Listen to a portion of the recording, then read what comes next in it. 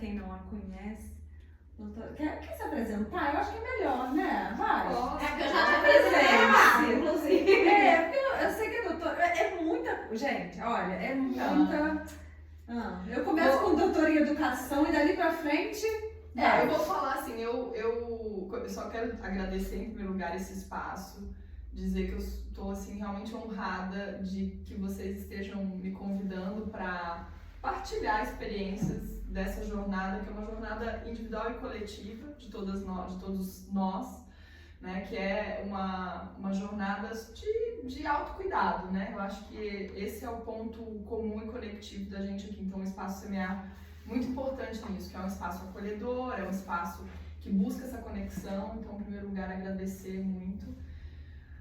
E também dizer que eu não só agradeço o espaço, mas eu agradeço a amizade de vocês, né? Porque Liv e Mary vieram, assim, tipo, aquelas pessoas, assim, pontos de luz, assim, uma amizade maravilhosa que só agrega, né? Bom, mas então, eu sou paulista, nasci no interior de São Paulo e... como a força do acaso é realmente potente, eu fui viajando por vários territórios do Brasil. Meu pai é agrônomo, acabei fazendo a graduação em Niterói, em pedagogia. Por que eu fugi de casa, na verdade, para ser professora? Tem muito a ver com tudo isso que a gente vai falar. Minha avó era professora e o meu pai achava que como eu escrevia muito bem, que eu falava muito bem, que eu tinha que ser jornalista, advogada, sei lá o quê. E eu gostava de criança. Gostava do cheiro da cabeça da criança, quando a criança chegava perto de mim. Eu, criança, gostava de cheiro de suor de criança, coisa que é difícil, né? Mas eu gostava. E eu falava, gente, eu tenho que trabalhar com criança, eu amava isso, então decidi ser professora, porque minha avó era diretora, minha avó paterna, diretora de escola, professora a vida inteira.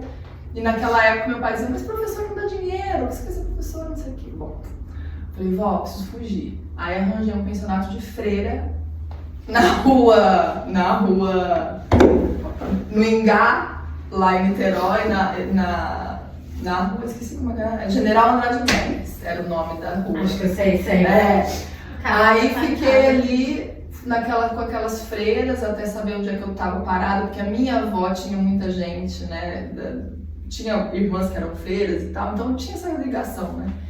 Fui pra lá, fiz graduação no Rio. Aí ali começou, né? Fui pro movimento estudantil, fui da Uni, Lulu, aí comecei dentro da área acadêmica na UF.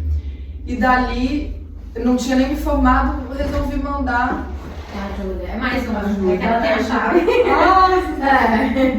Eu resolvi, então, mandar um projeto que era... Olá! Seja bem-vinda! Olá! Bom dia, não, boa tarde.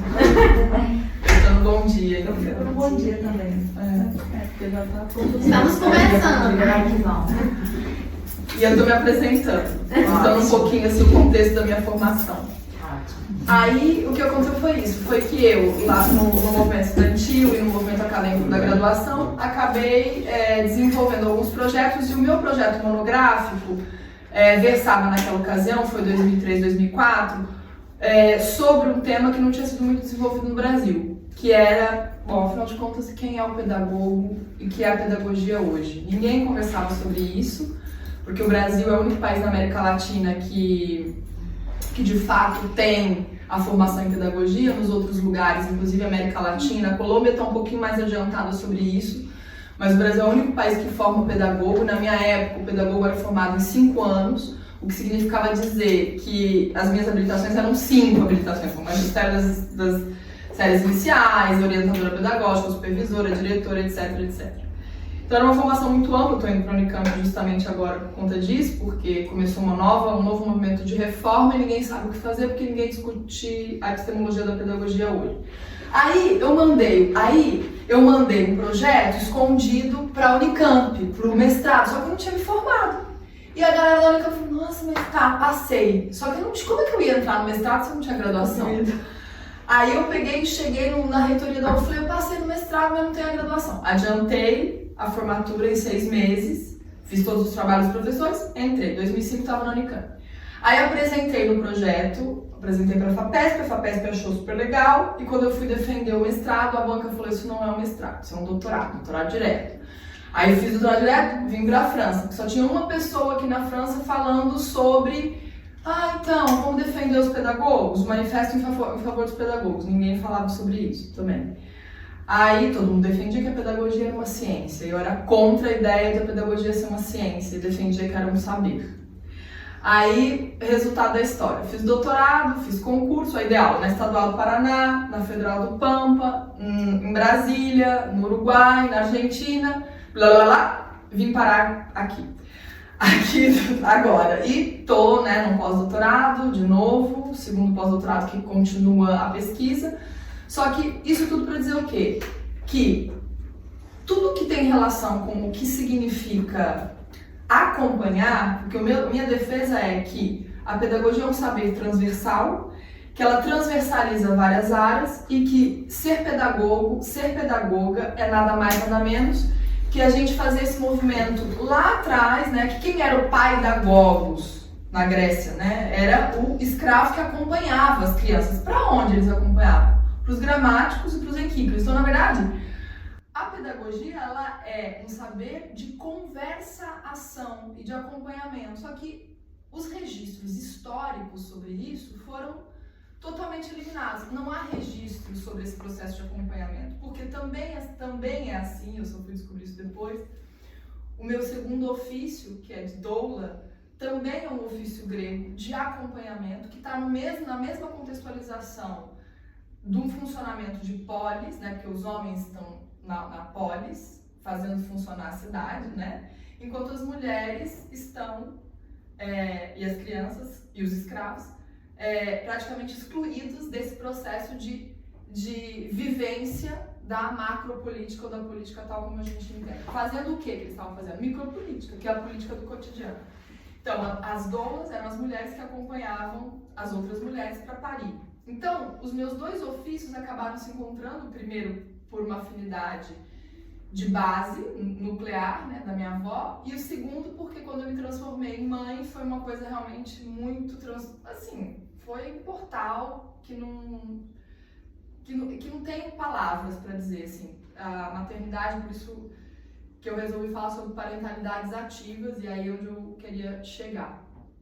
Foi realmente muito transformador e eu fui estudar sobre isso também, né? E acabei encontrando pontos comuns com toda a pesquisa já desenvolvida até então sobre a ideia de uma pedagogia menor, porque a pedagogia que a gente está falando aqui é uma pedagogia que hoje é uma pedagogia oficial, quando você fala, e tão oficial que foi capturada por um aparelho de captura muito importante, que está no Rio da Plata, principalmente, Sara Paim foi quem capturou, e criou um campo chamado psicopedagogia, né? A psicopedagogia é um campo que eu chamo de um campo simulacro, porque ela não é nem a pedagogia na sua integralidade, nem a psicologia na sua integralidade. E existe uma polêmica muito grande, porque um psicopedagogo clínico nada mais é, ou muito é, hoje em dia nem falar, é um cara que vai olhar para alguém e vai dar um diagnóstico e indicar para um psicólogo assinar embaixo.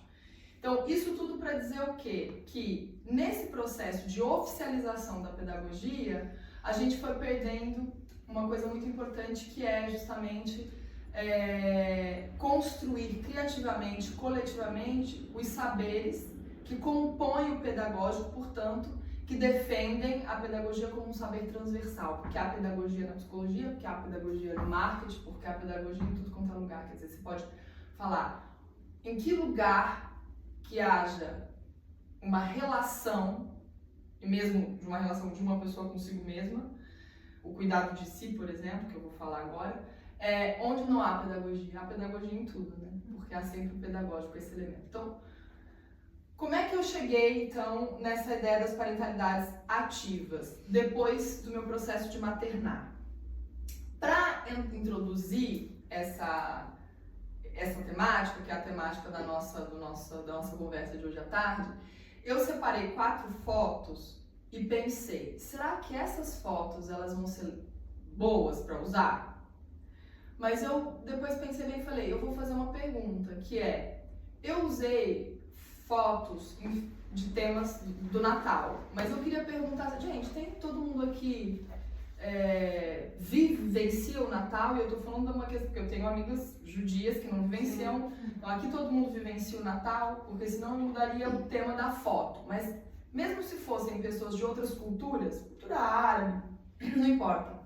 O que importa é que existe um tipo de fotografia que desenha uma imagem de parentalidade que não varia. Pode variar religião, pode variar política, pode variar uma série de coisas, né, culturalmente, mas essa fotografia, eu chamo de fotografia na frente da árvore de Natal. E essa fotografia na frente da árvore de Natal, ou no tema natalino, ela pode ser uma fotografia numa paisagem X. Mas que a parentalidade, embora seja essa parentalidade clássica que eu vou dividir com vocês, que é uma parentalidade, vamos dizer, heteronormativa, nananana, não me interessa discutir, começar a falar sobre as parentalidades ativas a partir de uma perspectiva do gênero ou como está encaixada a parentalidade. Podia estar sendo outra paisagem, mas o que é mais importante são algumas perguntas que eu vou fazer que são disparadoras do que a imagem suscita em vocês. O que significa e qual é o primeiro impacto que a imagem me causa das quatro, né? Das quatro que a gente vai passar aí. A Mary vai passar e eu vou fazer algumas perguntas que eu quero abrir. Deixar ele suspenso, mas não vou conseguir, então eu vou passar. Não precisa, eu botei umas perguntas, mas eu vou interagir com as perguntas. Eu vou deixar só as fotos aqui pra gente... Quero que vocês olhem as 4 fotos na totalidade, mas pensando assim abstratamente. Fotografia natalina, pensando na época, né? Tipo, Natal. Fotografia na época do Natal. Que elas são imagens muito disparadoras do... Enquanto vão passando, eu vou lançando algumas perguntas e eu vou pedir para vocês irem naturalmente respondendo o que vier, tá? Eu quero que vocês pensem o que essas fotos mostram, o que essas fotos escondem, em que lugar estão os olhares e as mãos, os gestos de cada um dos personagens da foto. Qual o sentido do gesto dessas parentalidades? Qual o sentido para vocês desses gestos, desses olhares? E depois eu queria que vocês pudessem nomear livremente emoção, sensação, sentimento e ação. Tá? Emoção, de novo. O que as fotos mostram, o que elas escondem, pode falar mesclado, mas são algumas disparações de pensamento e outras sensações. Então, o que elas mostram, o que elas escondem, onde estão os olhares e os gestos, qual o sentido desses olhares e gestos para cada parentalidade, e emoção, sensação, sentimento e ação. E aí a gente pode começar para eu poder dizer, então, por que essas parentalidades ativas existem, né? Agora, essa noção. Mas eu vou fazer a pergunta. Faz. A ideia, a noção, da onde sai a construção dessa ideia de parentalidade ativa? Isso vem depois dessa reflexão? Depois dessa reflexão, porque essa reflexão é que ela é disparadora do que significa, porque agora a gente tem uma discussão muito grande sobre disciplina positiva, parentalidade positiva, como se tivesse um positivo e um negativo, né? E, na real, quando a gente está vivenciando, experienciando a coisa ela vai acontecer sempre num movimento vibracional que vai ser ativo e passivo. Ativo e passivo numa mesma forma. Então, essas no mesmo tempo. Então, essas fotos, o que a gente vai conversar sobre essas fotos, é o que vai disparar o conceito de parentalidades ativas. Como é que foi que eu inventei essa ideia de parentalidades ativas? Eu falei, não aguento mais, tô tão cheio desse povo ficar falando de positivo. Disciplina positiva, sabe? Eu falei, não pode ser isso. É muita herança do século XIX. É muita herança do século XIX. Disciplina positiva, parentalidade positiva, né? Então, comecei a perceber que na prática era outra coisa. Não adiantava você estar falando de positivo e negativo se a coisa te escapava, né? Porque não é sobre positivo e negativo, né?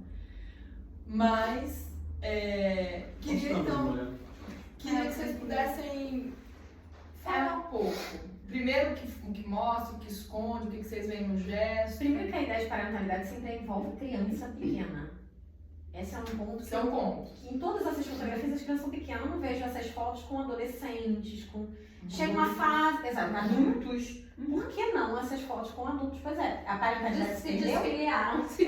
Acabou? Exato. Por que tem que ser uma criança pequena? E é muito bom você estar falando isso, Thalita, porque o Parentalidades Ativas tem um cadro, tem um quadrado que é bem aí mesmo. Você tocou um ponto que eu vou falar, que é bem essa questão do porquê que se dispara essa ideia na infância. Posso? Desculpa, Ah, não. Pode continuar, Rosana, porque eu também tenho, o meu vai, assim... Pelo menos da minha ideia, quando mostro o Natal, é muito aquela união do Natal com a imagem do Papai Noel, que a criança é que tem essa relação com o presente do Natal e que isso, quando maior, já não faz tanto o mesmo sentido de você estar embaixo da árvore, que é um símbolo de onde se coloca o presente. Que a mentira já não está mais contada, né? Porque já foi... Então, parece que quando se retrata muito com o pequenininho, com o infantil, é porque todo esse ideal ainda está montado do Natal, não no real sentido para quem é cristão, vamos colocar assim, mas na ideia do comercial, e que a criança pensa naquele Papai Noel que vai trazer e vai deixar o presentinho na árvore. Então, isso normalmente é feito com pequenininhos. Sim. Só que, e aí já posso falar um pouquinho do... Claro, já dispara aí, vai que vai. Eu sou meio difícil, e aí aqui tá falando uma pessoa absolutamente leiga, só com a visão mesmo do que é a imagem, mas eu sou meio chata para fotos. Eu quando vejo esse tipo de foto no Instagram, pra mim soa fake. Ok. Eu acho essas fotos assim, uma foto, o forçado do Natal. Vamos colocar aqui a criança, tem uma criança ali que inclusive até a mãozinha tá meio assim, tipo, solta. O outro neném, aquela sensação do, você vai tirar foto de Natal, filhinho. A criança tá totalmente desconfortável. Aí o outro das duas crianças menorzinhas, mas olhando pro pai, uma foto totalmente comercial, que é aquela foto de propaganda de pasta de dente, né? Sim. Na verdade, todo mundo tá olhando pro pai nessa foto, né? Quer dizer, todo mundo tá olhando pro menino que olha pro pai.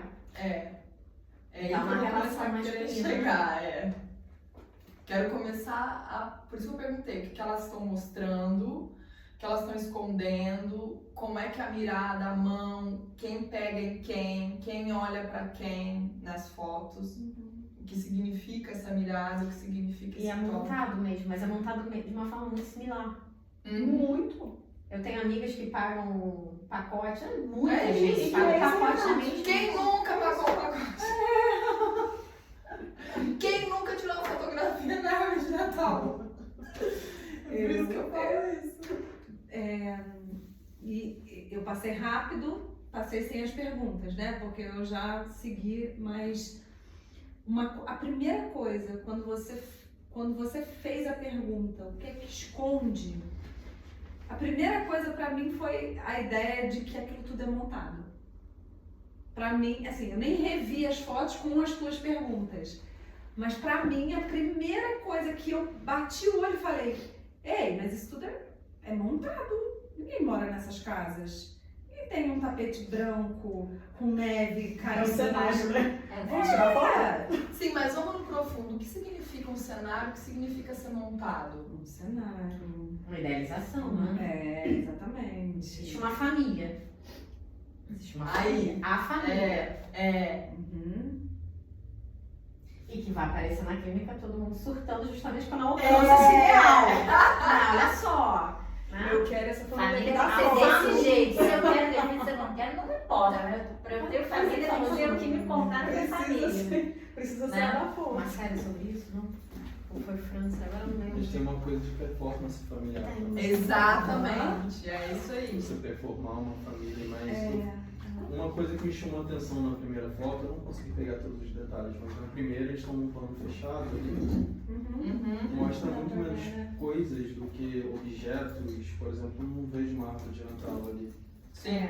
né, que é um elemento muito presente nas outras fotos. E é a foto menos montada. Sim, exato. Exatamente. É a foto menos montada. Parece mais natural essa daí. A aproximação dos três.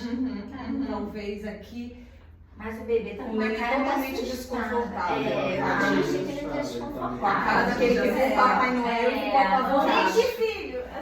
Ambos querem contar, né? Eu quero contar essa cena. Mas por que eu falei? Eu acho que o cenário em volta ali também faz parte do sentido, da tentativa de atribuir sentido àquela performance familiar, né? Não é só o que seria, não seria uma família no Natal se não tivesse uma árvore aparecendo, se não tivesse ali aqueles elementos associados ao Natal, né? E essa família aí não tem, né? Eu não sei se foi de propósito, não sei se teve uma intencionalidade aí nessa imagem, mas me chamou a atenção. Até tem um Papai Noel e umas estrelinhas no fundo, mas não tem a árvore, né? É um pedacinho da árvore. Mas a árvore presente ali. Se o filho tá junto, ninguém se Se o filho tá junto, não tem tempo pra Mas ser isso usado não pra é pra deixar. Cara, mas isso que você falou era onde eu queria chegar.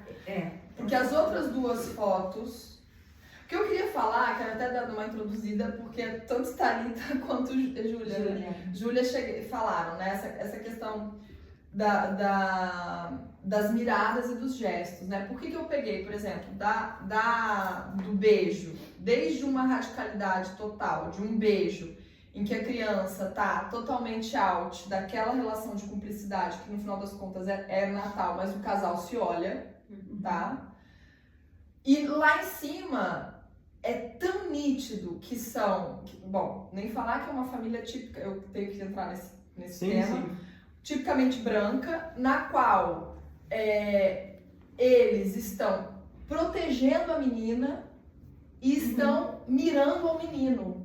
Então a gente tá falando de, bom, quem viu Adolescência aí, né, a série, não terminei de ver ainda, mas nem quero terminar. Ainda não tive estômago. Pois é, vi já 2 capítulos, já tô meio assim, mas assim, a questão é, a mirada deles pra esse menino, que é o futuro da família, o futuro é uma performance, mas que tá muito bem, os papéis, as funcionalidades dessa família estão muito bem definidas.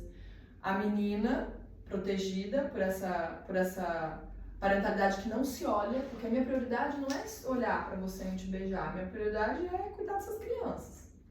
Minha prioridade, eu vou prover, a outra vai dar o carinho, o afeto, a menina tá no meio dos dois, o menino tá lá. Já no extremo oposto, eu tô olhando pra essa parentalidade, foi o que a Thalita falou, e a criança tá lá. Então eu não sei muito bem, né, se essa criança foi gerada por um amor, não foi, mas tô ali muito, não há nenhum equilíbrio, eu tô muito ali focado nessa relação ali. Por outro lado, não sei se vocês conseguiram perceber as mãos. Na mais fake de todas, que é a que tá embaixo, que é uma mulher de vermelho, quem é o provedor mora? É o homem que segura a criança e ela coloca a mão. Ela se escolhe. Gente, essa mãozinha assim do E essa foto é clássica, Essa gente. demais. A minha irmã tem todo ano uma foto dessa de Eu estúdio. isso. É Ah, isso. meu sobrinho. Essa é uma foto clássica, né? Onde estão as mãos, etc.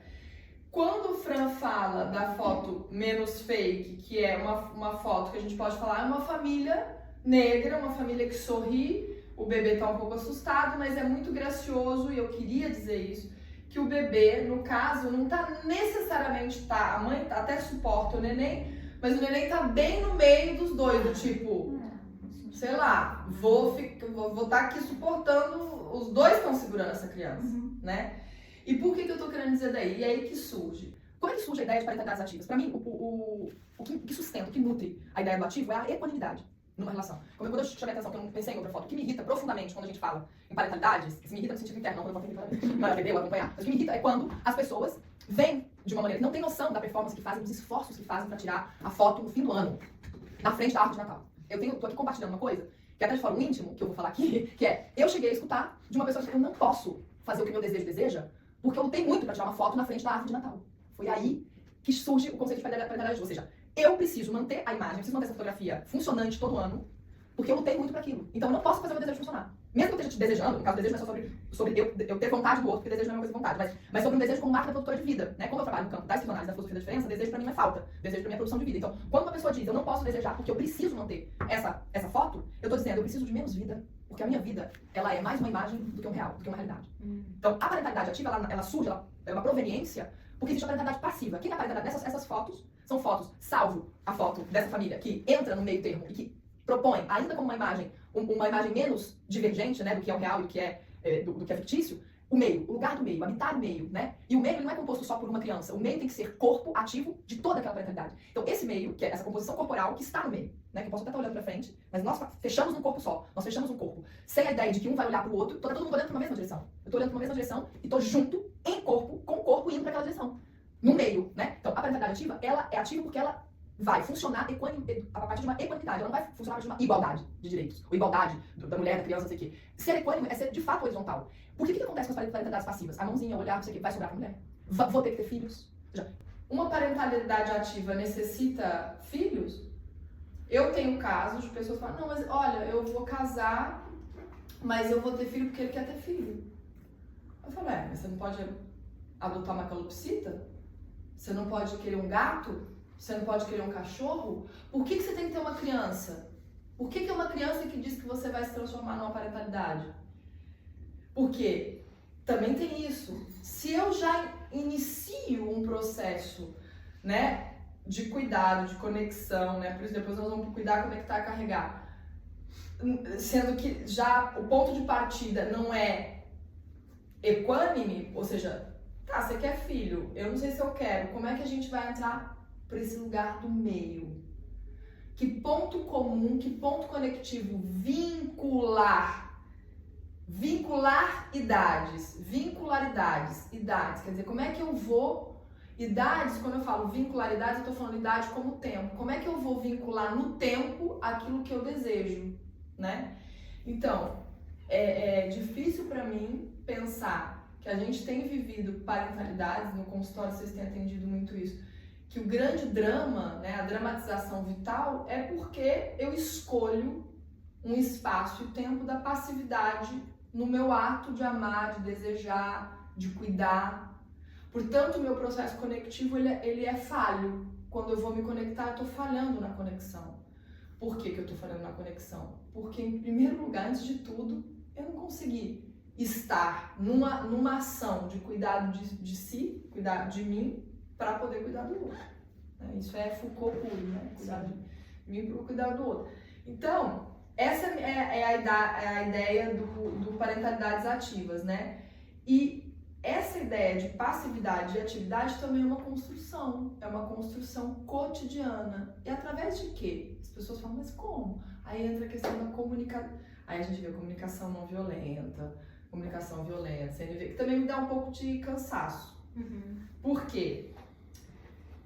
Eu tenho uma experiência e leitura e pesquisa, né? E eu digo assim, nós sabemos que temos problemas com comunicação, todos nós temos. Às vezes eu falo A, Thalita entendeu B, a gente tem problema de comunicação.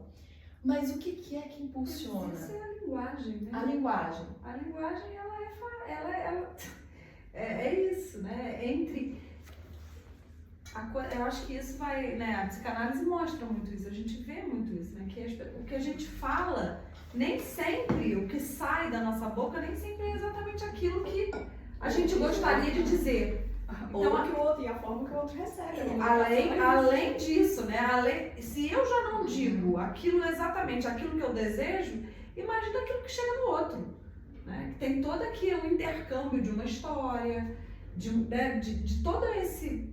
E aqui pensando nisso que você está falando, porque são muitas conexões com que a gente acaba lidando no dia a dia. E não só na clínica.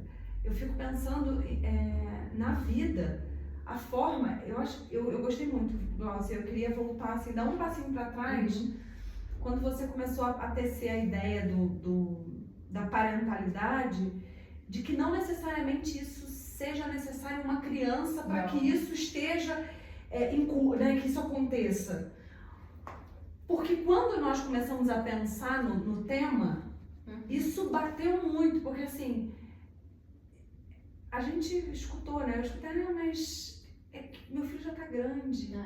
Eu não Mas eu tenho filho. E me deu um leve desconforto, porque, mais uma vez, então se o meu filho cresceu, eu não parento mais? E não só isso, em nome do meu filho, em nome de um filho que não veio, eu me conecto. E em nome desse mesmo filho, eu também me desconecto. Essa que é a questão. Eu quis tanto um filho para me conectar, ou para manter, ou para fazer, para desenhar a parentalidade.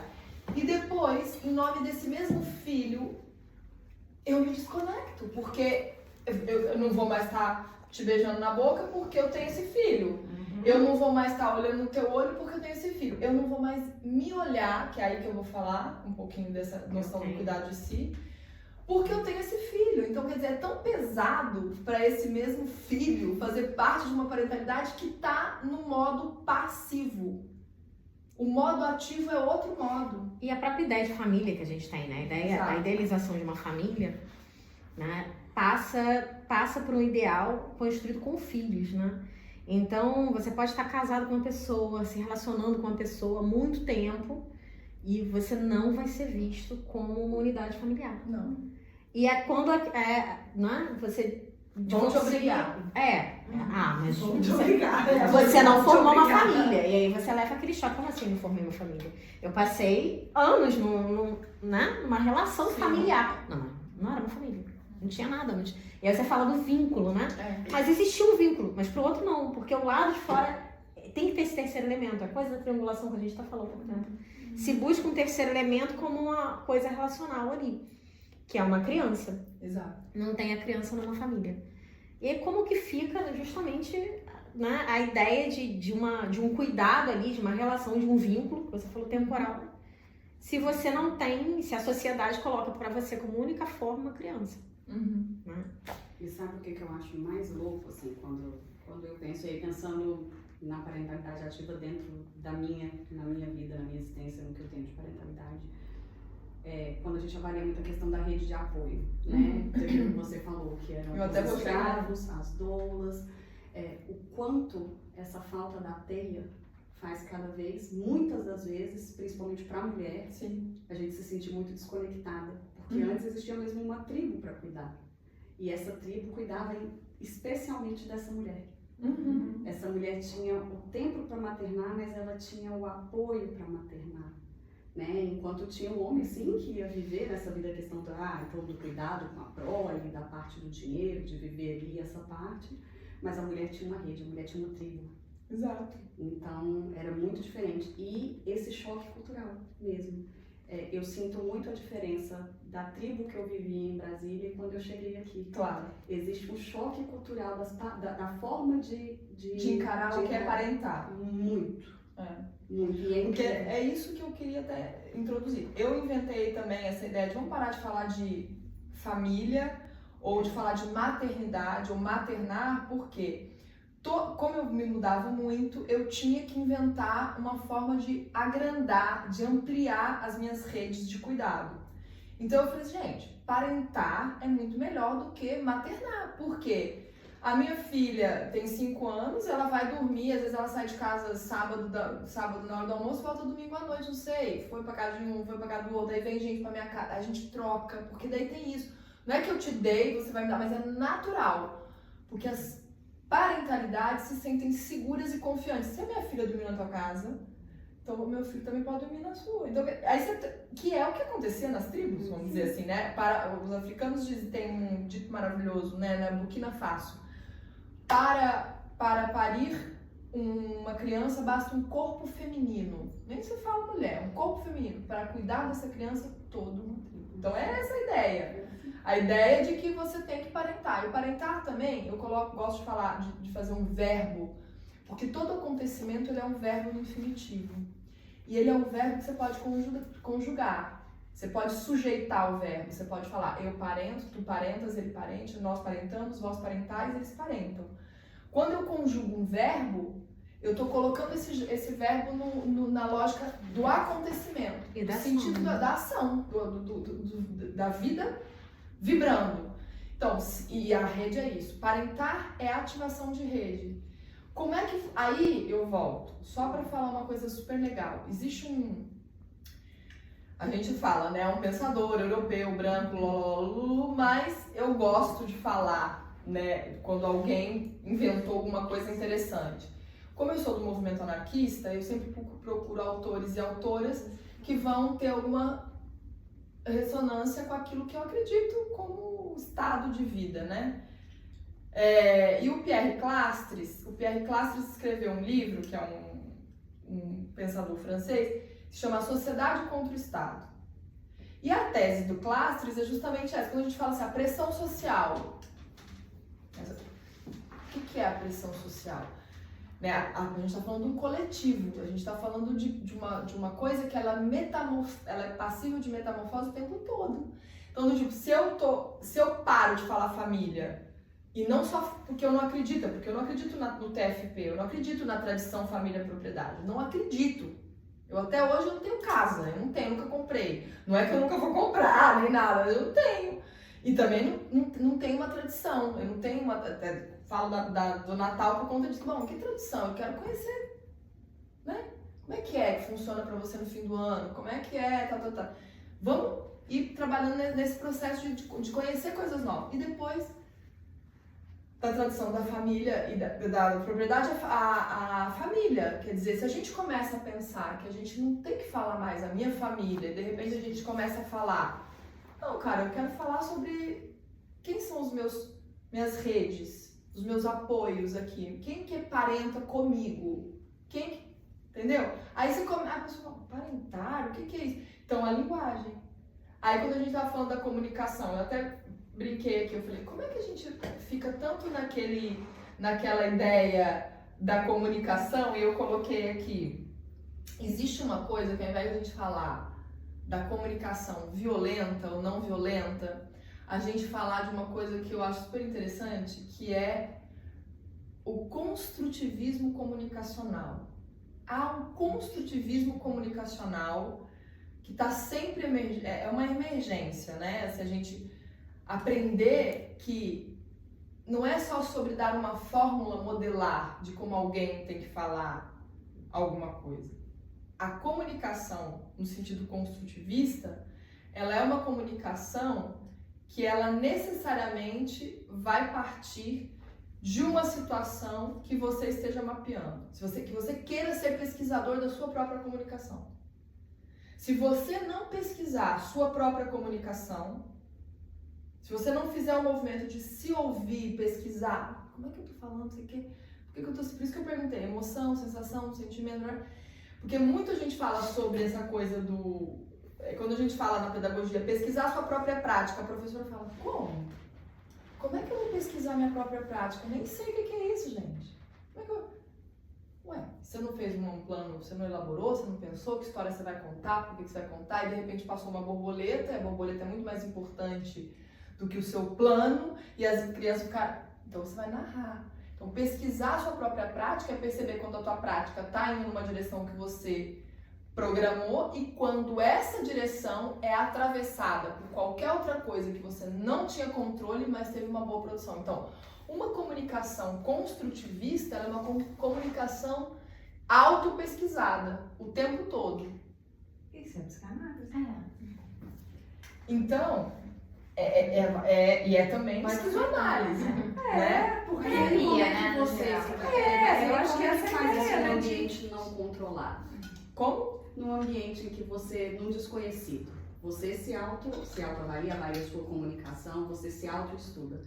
Mas e normalmente se você, vamos falar aqui de uma comunicação mais aberta, Sim. Você está num ambiente ou num local em que você não conhece para quem você está colocando aquilo. Como é que você consegue, ainda assim, se você fizer a sua autoavaliação, a avaliação da sua comunicação, as interferências ou os cruzamentos que essa comunicação pode receber, ainda consegue se fazer esse controle quando tem as questões externas? Porque eu entendo comunicação como vibração e essa vibração ela tem vários elementos constitutivos.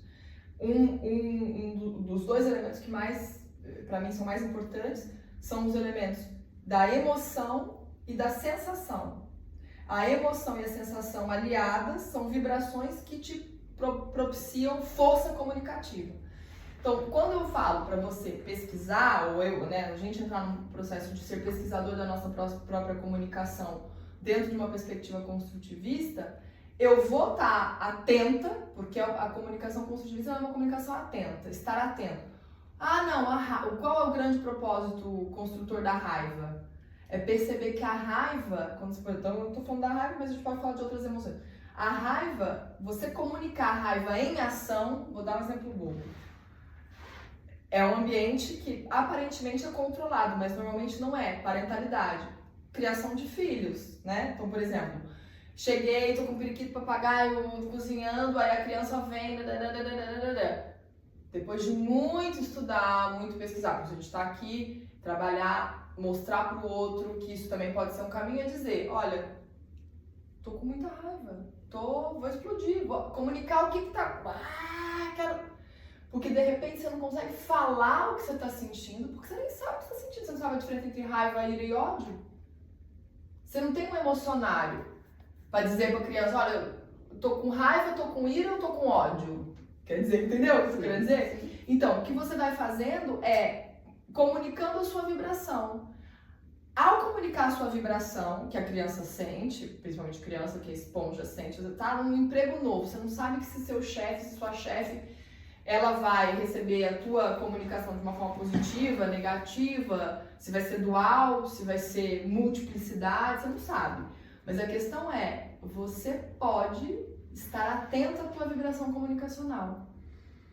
Quando você está atenta à tua comunicação vibracional, você está fazendo uma comunicação construtiva.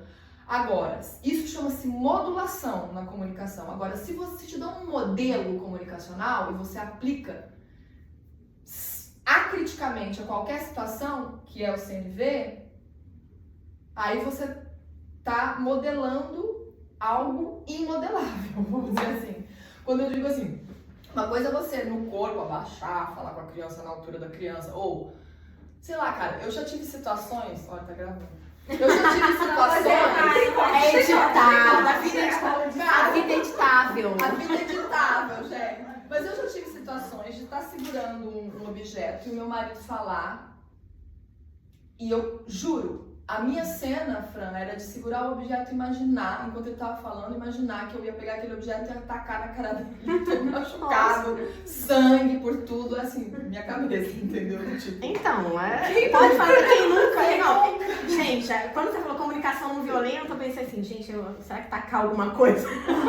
Claro, porque assim, você segura, a vibração do corpo. Sim. Né, Pierre Rieu já dizia, o corpo fala, mas a vibração é essa, passou por algum lugar do teu corpo, você já imaginou ele todo ensanguentado? Bom, aquele filme engraçadíssimo, porque até hoje eu não sei a definição, do Christian Bale, o psicopata americano, Sim. Que no final a gente não sabe se o cara realmente matou todo mundo, como mostrou no filme, ou se isso aqui era tudo da cabeça dele, né? Você lembra, né? Então, é isso, a comunicação é isso, a pessoa vai falar, você não tá querendo, porque você não tá, ele tá falando uma coisa que não tá indo pra você, não tá... Então, a comunicação construtiva é aquela que você, ao sentir a vibração do teu corpo, ao sentir como o seu corpo vibra quando o outro fala, eu vou pesquisar por que eu tô vendo essa cena. E ao ver aquela cena, eu vou tentar me autorregular. Porque eu, diferente da criança, eu tenho meu lobo frontal desenvolvido, né? Então eu vou tentar fazer esse movimento. E aí eu só não consigo fazer isso quando o que é mais forte que eu. Todas as cenas. E aí a gente tem, né? Esquizoanalista tem um quiprocó com psicanalista. Porque eu não vou na minha infância pra ver quando a minha mãe me sacaneou, quando meu pai me sacaneou, não. Eu vou ver por que a ferramenta que eu tenho ali é aquela de reprodução de uma cena vista. Então a vibração é, eu tenho que criar uma cena nova.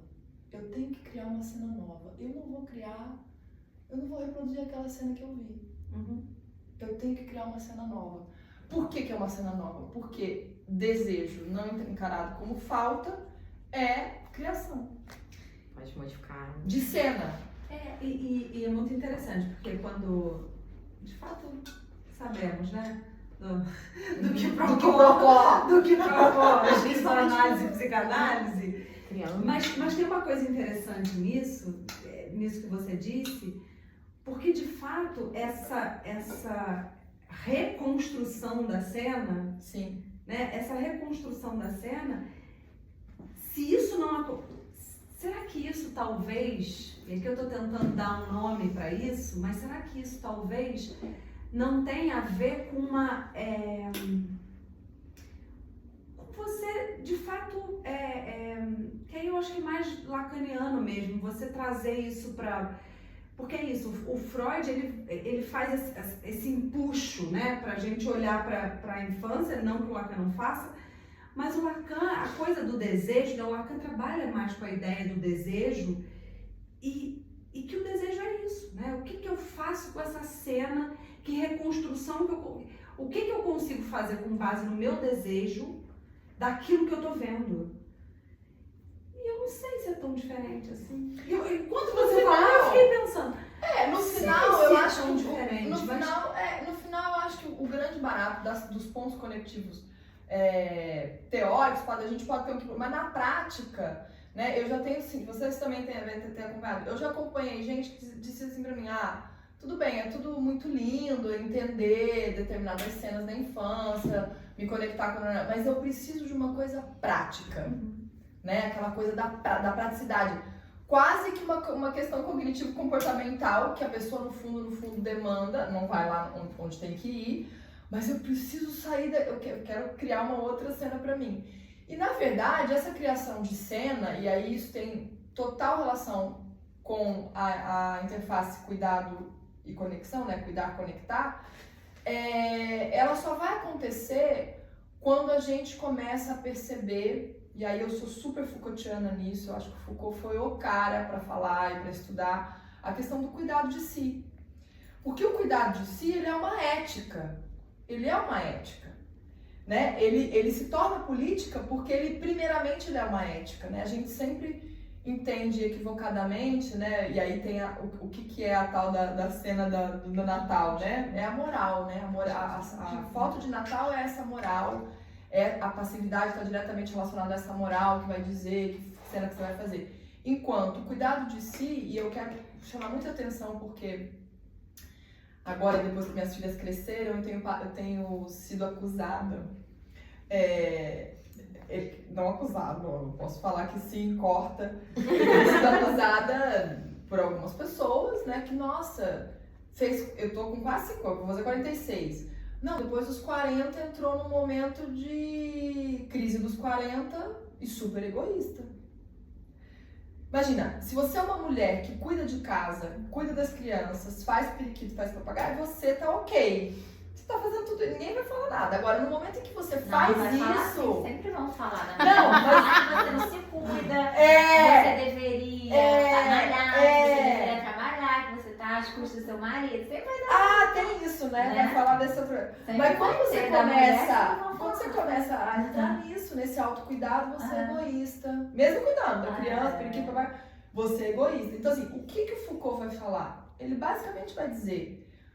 Cuidado de si é algo que não é só ético, ele é uma estética da existência. O que é uma estética da existência? Que tipo de vida eu quero ter? Que tipo de vida eu quero ter? Que tipo de vibração eu quero desenvolver nessa vida? Então, a estética da existência é uma estilística. Uma estética da existência, ela é necessariamente uma forma de vida propositiva, ativa, criativa. Porque se eu recebo todos os códigos sociais e entro numa lógica da passividade e não tenho, e penso, não tenho capacidade de criar minha própria vida. Tô aqui nessa cena e não vou ficar, e não vou sair.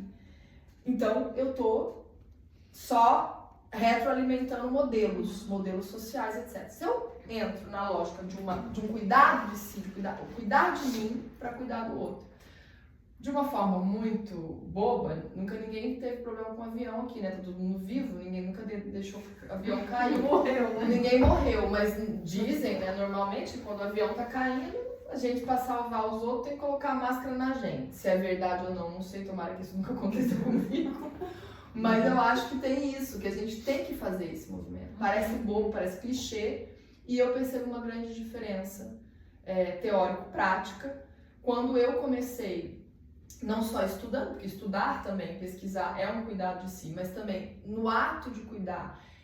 Eu queria que o Fran também pudesse falar um pouco sobre essa coisa do cuidado, porque para as mulheres, aqui a gente tem só ele, para as mulheres o autocuidado é uma coisa do tipo, não, se a mulher cuida muito, ela é vaidosa, se a mulher se cuida, ela não cuida do outro. É porque não se pensa a própria ideia de cuidado, o que é um cuidado. Exato. Então não tem a parte filosófica de pensar, calma aí, o que é autocuidado, o que então é cuidado. Exato. Então a ideia feminina de cuidado passa para um cuidado pro outro. Exatamente. Não é pra ela. Porque até esse autocuidado dela é pra cuidar do outro. Pra estar bem, pra cuidar do outro, para que o outro vai ver.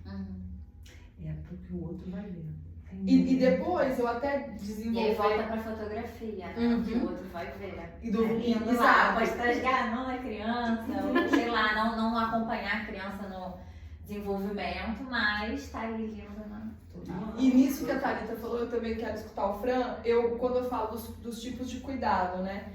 Tem 2 tipos de cuidado, um pouco, tem outros, mas tem 2 cuidados bem visíveis, assim, que a gente não tem muita noção, mas que são bem visíveis, que eu chamo de o cuidado desejante e o cuidado assistencial.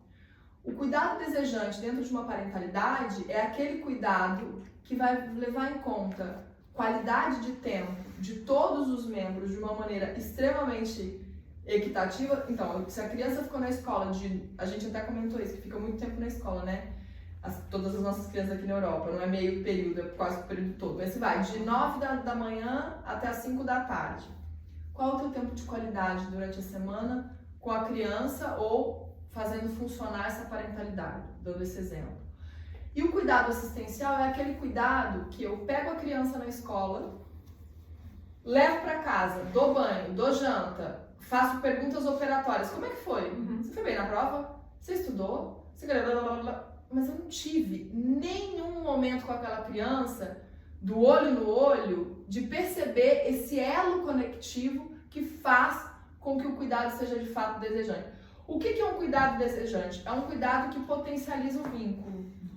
O cuidado desejante, ele vai potencializar meu vínculo porque ele tem relação com forças. O cuidado assistencial, ele é operatório e formal e ele tem a ver com formas. Então, eu estou acostumado com a forma, então eu opero assistencialmente. Eu quero força, eu quero vibração, então eu vou operar vincularmente, conectivamente. Eu vou buscar a conexão da criança. Eu não vou perguntar para a criança, eu tô falando da criança, vamos falar de uma parentalidade que não tem criança, que tem a calopsita, mas eu preciso falar com meu marido, meu companheiro ou minha companheira. Chega minha companheira e fala, e aí? Conta pra mim. Olha no meu olho. Ou me dá um abraço coração com coração. Cuidado desejante. Porque quando a gente tem que cuidar de tudo, principalmente da burocracia da vida, a gente até esquece de abraçar, gente. A gente nem abraça. Coisa A gente esquece de descansar, né? Esquece de descansar. A gente falou disso. Gente, eu vindo pra cá, eu vim de Uber, e o Uber me falou uma coisa que tem muita relação com isso. Ele disse que ele separou no dia que ele esqueceu. A mulher dele ficava muito tempo fora, era guarda numa outra cidade. Ele, muitos anos casado e tal, 10 anos casado. E ela vinha uma vez por mês. Eu percebi que acabou quando eu esqueci que ela estava em casa. Eu não tinha mais vínculo nenhum. Ou seja, Eu saí, tipo, ela dormiu, ela passou o final de semana, aquele era o final de semana dela em casa. E quando eu saí pra ir na padaria, eu simplesmente fui fazer outras coisas e voltei de noite, porque eu tinha esquecido que ela estava em casa naquele final de semana. Eu não tinha mais vínculo. Olha a operação. E aí ele falou do vínculo, ele usou essa palavra em português. Eu não tinha mais vínculo nenhum com ela. Não tinha. Porque foi tudo no operatório formal, assim, numa operação de, tipo, formalidade. Ó, tô ali. Pagou a conta de luz? E é nessa Trocou que a o vínculo lâmpada. vai, assim, você falou, é o que a gente faz, a gente vai só, é isso. A gente vai só no operacional, o vínculo, o olhar, o coração com o coração, tudo vai se... O operacional é o que você faz, é o que você tem que fazer. E também é Você faz importante, porque- né? Assim, é necessário. Agora, E você pode mas- fazer o formal com força. Com Você pode certeza. fazer. Basta que você perceba que esse formal, ele é hábito, só que todo hábito, ele é alimentado pelo quê? Pelo diferencial que faz o hábito não ser mesma idade. O que diferente? Quando todo mundo fala, olha, a gente tem uma rotina, vamos sair pra jantar? Vamos fazer uma coisa diferente? Vamos não sei o quê. Né? Nós também, vamos fazer a unha, vamos, sei lá, tô brincando, mas vamos pro museu, vamos... Quer dizer, por que a gente não torna o diferencial, essa nutrição, esse alimento do vincular no dia a dia? A gente põe para segundo plano. E é muito interessante, assim, né? Acho que eu tô aqui elaborando, né? Porque de alguma forma, eu e a Glaucia, a gente teve uma conversa semana passada, talvez, que ela falou nos stories dela sobre descansar. E aí ela falou, aquilo me pegou de um jeito, na hora, assim, aí eu falei, gente, eu não descanso.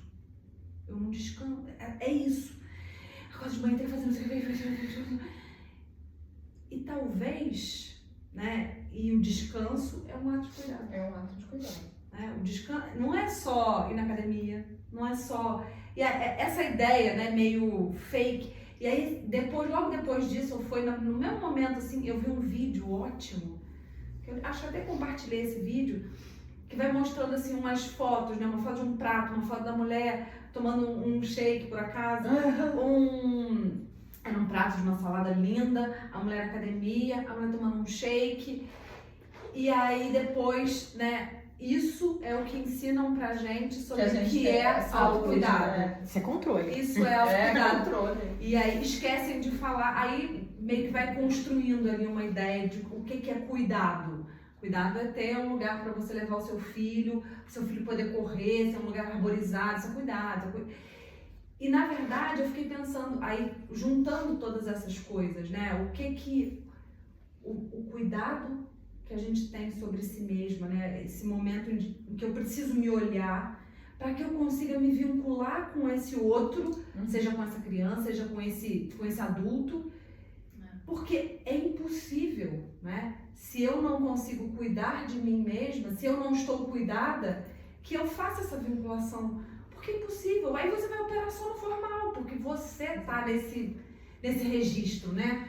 Eu mesma não tô me parentando. Exato. Né? Está se parentando. E cuidado, o que significa pra você essa coisa do cuidar de si? Como é que, como homem, você encara o cuidar de si? Ou como é que é pra você o cuidado de si e do outro? Então, isso é difícil para eu falar, porque eu acho que tem isso, né? O que eu entendo e o que eu vejo, o que eu sou estimulado enquanto homem a entender como cuidado de mim. E conta, o que você estimula? E aí, então, eu nunca parei para pensar sobre isso profundamente e por isso é difícil responder a essa questão, né? Quando eu penso no cuidado de si em relação ao masculino, que com certeza é muito diferente em relação ao que vocês descreveram sobre o feminino, né?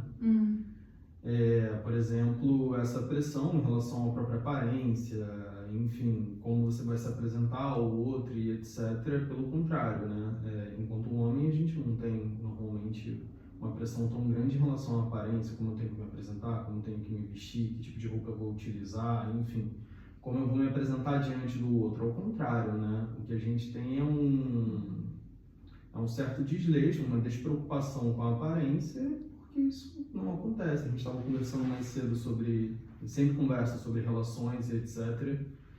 E como alguns homens têm uma audácia de cobrar uma beleza extraordinária das mulheres que não existe, que na verdade que não é alcançável e etc, né? E aí quando você, beleza, vou reparar na beleza dele também, né? Vou olhar ali qual é o cuidado que ele tem, já que ele está me cobrando tanto, e ele não tem cuidado nenhum. Claro.